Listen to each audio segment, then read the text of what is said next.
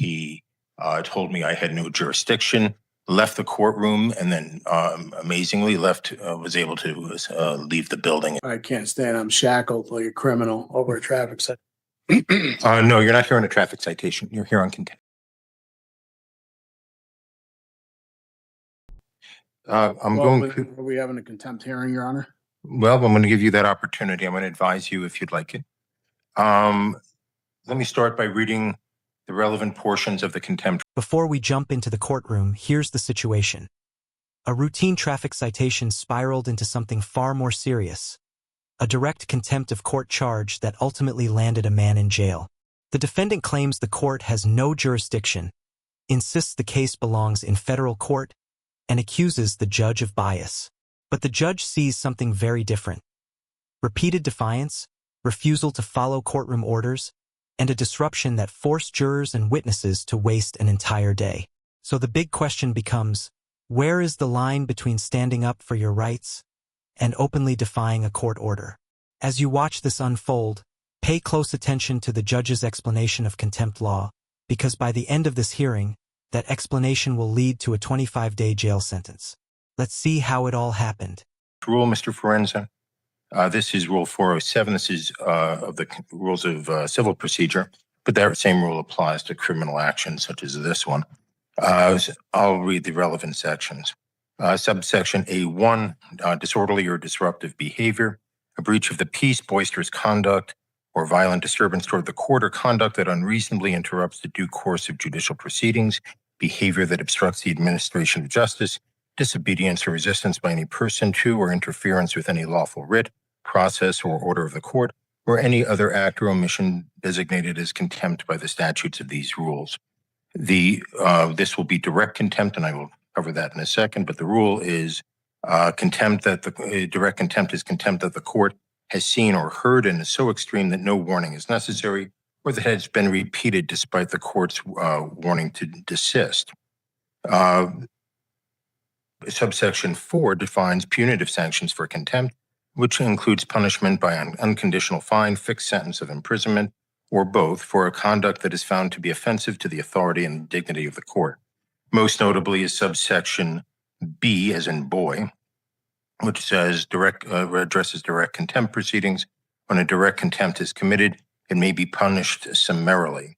In such case, an order shall be made on the record in writing reciting the facts constituting that contempt, including a description of the person's conduct, a finding that the conduct was so extreme as that no warning was necessary, or the person's conduct was repeated after the court's warning to desist, and a finding that the conduct is offensive to the authority and dignity of the court. Prior to the imposition of sanctions, the person shall have the right to make a statement of mitigation. Mr. Forenza, I'm going to offer you that opportunity in a little bit. I make a specific finding that all conduct that I'm referencing occurred in my presence and therefore is direct contempt. Very specifically, let me make some reference. Mr. Forenza has been disrespectful to the court, to opposing counsel, and even to my clerks throughout the proceeding. He's filed spurious documents. He's made nonsensical arguments. He's been argumentative with the court. But I was willing to let all of that go so we could try the matter. On the day of trial, which I believe was November 24th, Mr. Forenza appeared on time, but stayed in the gallery along with who I believe is his wife. I repeatedly, at least 3 times, but perhaps 4 or 5, told him to approach the court, to cross the bar and sit at table so we could address the trial. Mr. Forenza failed to do so in my direct presence. He told me I had no jurisdiction, left the courtroom, and then amazingly was able to leave the building as well. In any event, he has not returned since November 24th, other than a few pleadings that I'm guessing were filed that day or the day before. I've had no interaction with this case since November 24th. I make a finding that Mr. Forenza was under an order to perform, that is to come to the table. He refused to perform in accordance with that order, and even though he had the ability to perform, obviously he was mobile, he was able to make it into the courtroom and then, of course, make it out. He was repeatedly warned, and I note that. I gave him multiple opportunities to approach, and he disregarded all of them. I make a specific finding that I find Mr. Forenza's conduct to be offensive the authority and dignity of the court. I make a specific finding that he engaged in misbehavior that rises to the level of obstruction of justice. The behavior happened in my presence. The conduct was intentional and willful, and these actions seriously affronted and disrupted the administration of justice. In that regard, I will note that I went and met with the 30 or so jurors who had appeared for the trial that Mr. Forenza simply blew off. I had to explain why that happened, and I had to waste all of their time. I also wasted the time of the witnesses. Mr. Forenza, I didn't waste anybody. Mr. Forenza also wasted the time not only of the jurors, but of the witnesses, counsel, the court, and everyone else. The court finds him in direct contempt. I made a similar record on the morning of trial, but Mr. Forenza had bolted from the courtroom, and therefore I find he was not advised at that time, so at least not in any significant way. And I hereby advise him. I am considering a jail term for the contempt unrelated to the underlying charges, Mr. Forenza. I'm going to offer you some opportunities of how you want to proceed. First, if you wish, you can make the statement of mitigation right now, if you wish to.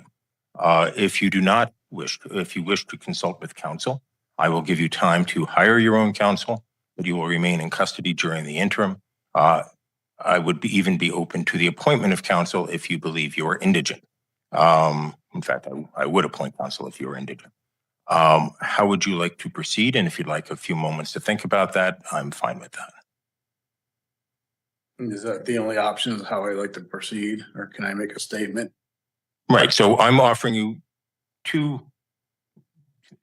option one and options 2 and 2A. Option 2A and 2B. Option 1 is you can make your statement of mitigation right now, right? And without counsel, the only person in the room other than court staff and the deputy is Mr. McCall. We are live streaming. You can make that. If you'd prefer, you can contact an attorney, and I will set this over for a time where you can make the argument through an attorney. Or appoint, that's 2A. And then 2B, if you believe you're indigent, I will appoint counsel. Could you explain indigent? I'm sorry. You meet the guidelines, you're in custody. And so I can appoint alternate defense counsel to represent you in the contempt proceeding if you are indigent. The actual language is in a Supreme Court guidance, which says Colorado, I'll just read it to you. Colorado Rules of Civil Procedure 107 and 407 provide for the appointment of counsel to an indigent person cited for contempt where a jail sentence is contemplated. I am contemplating a jail sentence, Mr. Forenza. If the court appoints private counsel to prosecute a contempt action, which is not applicable here, or to represent an indigent party for contempt charges, that is relevant here, the judicial department will pay for counsel, as there is no statutory authority for the public defender or alternate defense counsel to represent clients for the sole purpose of contempt. But to qualify, you would have to be indigent, which means you would fit below the guidelines for public defender representation. If you wish, I can print those guidelines out for you. Don't want to be represented. I'm sorry, I couldn't hear. I don't want to be represented. Okay, and you understand that, and I will allow you to make the statement of mitigation right now, but you understand you do have a right to counsel. The only way to look at it is I never got a fair trial walking into this. He failed to prove jurisdiction, sworn affidavit. The courts failed, personal, subject, territorial. I moved it to federal. I even had documents, which I sent. It was ignored. Everything gets ignored. I'm just, I guess I'll just let you beat me up, throw me in jail, get it over with, because you can't keep me the rest of my life. And then, I'll deal with the consequences and things later. I mean, that's where I'm at. Okay. It's not right over a traffic citation, where all I did is I came here in good faith to resolve the matter. And it was just, I could get nothing. There's no nature and cause of there. There's no sworn affidavit for me to even move forward on. And this court can't move forward on. That's all I asked for. And it was like retaliatory. I just got beat up. That's all this is. It's a traffic citation. It's not a crime. Nobody was injured. If that's, if that's what you call justice and fair, I'm not here to sit here and pick at anybody, go after. That's not what it's about. When I posted bond for whatever it was, I came here and I didn't run. I came here to settle the matter. And that's all I wanted to do. And I just wanted a fair trial. That's it. But you get in my shoes, and how does it feel when you're just getting beat up and the judge you feel is being biased in the case? I mean, what do we? What else, Mr. Forenza? Nothing else. Mr. McCall, I should have asked you this before I moved to me. Is there anything that people want to say on this? Your Honor, the people spent a good amount of time preparing for this trial. We actually brought the officer from across the state, met with him on the weekend beforehand to prepare for the trial.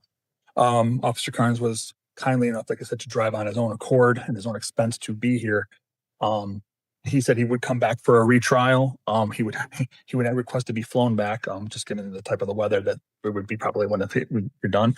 The people are still open to a plea agreement in this case for the traffic citation. We understand Mr. Forenza's stance as a sovereign citizen of what law he feels applies, but Your Honor, we believe that the traffic laws of Colorado apply in this case. We are more than willing to negotiate a plea agreement to this day. But at this point, Your Honor, that's where the people are, Your Honor. We didn't anticipate any jail in this case. We didn't anticipate anything but to paying the penalties for speeding 25 to 39 over on the Riverside Parkway back in 2023. And the failure license. Your Honor, the speeding ticket, I would even reduce it to 20 to 24 over to keep it in it as a traffic infraction. On the contempt. On the contempt, Your Honor. Your Honor, it's been an interesting case for me. I've never had a case that have gone this long with kind of like the lack of being able to move forward. I've never been personally federally attempted to be sued in any case based upon a fee schedule. It finds it interesting that Mr. Forenza believes that contract law applies in this case, but only one way, his contract law. The issue here, Your Honor, on contempt, the people expended a lot of time on this case for a very minor case. I do not like putting someone in jail in this situation. I just don't know if Mr. Forenza will ever show up to a trial again in this case, for this case, or any case.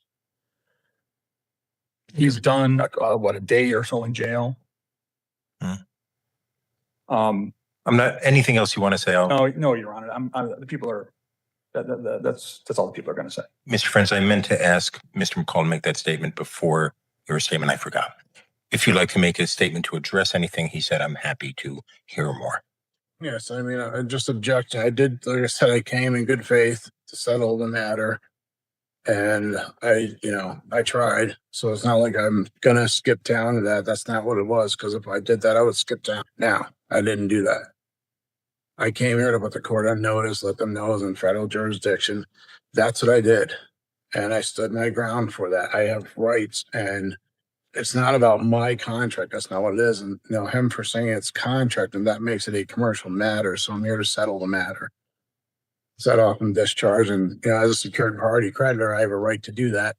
An attorney, in fact, representing the estate. So I would like to do that. Let's settle the matter. Let's just wash. I'll give you an opportunity to resolve the matter, but we're talking about the contempt right now. I view the contempt as your direct and unequivocal disregard of the court's order. What would you like to say in mitigation of that? Your Honor, it's not. Like I said before, it has nothing to do with that. I wanted to settle the matter, and I feel like I'm running in circles, nowhere to turn. But who do I have to turn to? I'm trying to get this resolved. Coming into court and hoping in good faith that you do the right thing, and it just didn't seem like it was going that way. And I've never gotten any response to anything I've ever submitted, and that's what makes it hard. So, how do you react to that? I mean, what do you do? Me, my situation, I'm scared. Okay, well, I have, torture cuffs and sitting here over a traffic citation. Missed my daughter's birthday yesterday. Anything else, Mr. No. Forenza? Okay. Court finds the underlying offense can be resolved. As Mr. McCall points out, these cases are frequently resolved on the first appearance for a fine and be done. I find that Mr. Forenza, I don't know about negotiations. That's not my area not my area. But I find he has not litigated this in good faith. I find that he absolutely and unequivocally disregarded a repeated order of the court to come to the table on the morning of his trial. The remedy Mr. Forenza had would be to have the people try to prove their case beyond a reasonable doubt. He absolutely positively refused the court's order, despite repeated statements. It follows up a long history of disrespect from Mr. Forenza towards the court, and more specifically, the entire judicial system. I find there to be no good faith by Mr. Forenza. I am not addressing the underlying case. I do note that there's a new speedy trial date in that case. That new speedy trial date is July 8th, 2026. I thought about rescheduling the trial today, but I'm not going to do that. I'll do that at Mr. Forenza's next appearance. As to the contempt itself, and this is only as to the contempt, I note the difficulty. My plan was coming in to give 30 days jail, given Mr. Forenza's statement of indicating of the difficulty this has caused him. I'll reduce that a little bit, but not much. This case, I hereby sentence Mr. For direct contempt. I sentence Mr. Forenza to 25 days in jail. Furthermore, I set this matter for hearing on my next in custody docket I'll put him, though it's going to be a busy day, it doesn't make a lot of difference. Today's the 8th. Yeah, I want to set him in the next round. I'll set him on the Friday, January 23rd, 1 o'clock in the afternoon. Your Honor, We'll set trial at that time. Obligations and things I have to take care of. Can I post bail? I will be here. So noted. I've sent you on the contempt, Mr. Forenza. The next issue will be when I see you next time on the 23rd, right, is whether I should release you in custody on bond after the contempt sentence is over.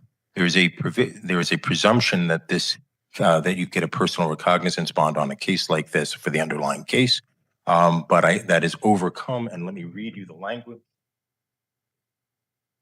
because this is what you will have to address. I would recommend that you consider counsel. I have recommended that before. You have disregarded me, and that is in so many other things.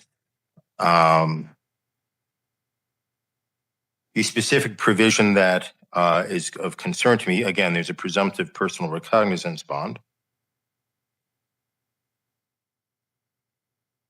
The arrested person has no ties to the jurisdiction of the court, reasonably sufficient to assure his or her appearance, and there's a substantial likelihood that he or she will fail to appear for trial if released upon his own personal recognizance. I will address the bond issue if you wish. The people are on notice that I am open to bond, but Mr. Forenza will not be released until the 25 days. I feel like this is just retaliation more. And this is what I was afraid of at trial, Your Honor. It's contempt, Mr. What I was afraid of. But I wasn't in contempt. I showed in good faith. Okay. I didn't disrespect. I spoke the bare minimum just about jurisdiction. So everything you're saying is that's, your assumption. That didn't happen. I didn't. Have a good day, Mr. Forenza. I have obligations. Okay, you'll be able to address them upon release. Thank you. How am I going to do that here? I have obligations on the outside that I have to do. Right. You'll be able to address those after your sentences. And with that, the judge delivers the final ruling. 25 days in jail for direct contempt of court. Notice something important here. The jail sentence isn't for the original traffic violation. The judge made it very clear that the punishment is solely for ignoring a court order and disrupting the judicial process. This case highlights a key principle of the legal system. Even when someone disputes a charge or the court's authority, the courtroom still operates under rules of procedure and compliance. Refusing to follow those rules can quickly turn a minor case into a much more serious one. But the debate remains. Was this a firm enforcement of courtroom authority, or an example of the system escalating a relatively small dispute? We'd love to hear your take. Who do you think was in the right here, the judge enforcing order or the defendant standing his ground? And if you found this case as fascinating as we did, make sure to hit that like button, share your thoughts in the comments, and don't forget to subscribe for more jaw-dropping courtroom breakdowns and legal analysis.